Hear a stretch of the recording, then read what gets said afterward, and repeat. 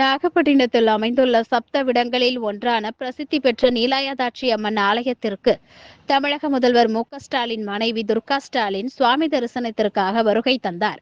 அவருக்கு கோவில் நிர்வாகம் சார்பில் கும்ப மரியாதை அளிக்கப்பட்டது. அதனைத் தொடர்ந்து ஆலயத்தின் உள்ளே சென்ற துர்கா ஸ்டாலின் அங்கு நீலாயதாட்சி அம்மன் சிலை முன்பு அமர்ந்து மனமுருக பிரார்த்தனை செய்தார். பின்னர் கோவிலை வலம் வந்து துர்கா ஸ்டாலின் கொடிமர நமஸ்கார பீடத்தில் சாஷ்டாங்கமாக விழுந்து வேண்டிக் கொண்டார்.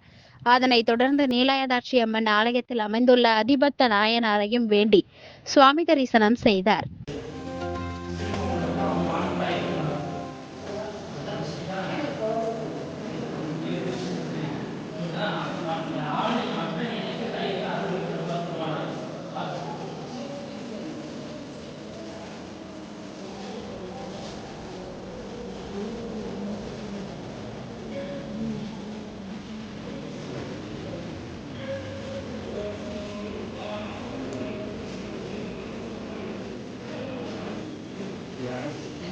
குறுக்கு போகுது.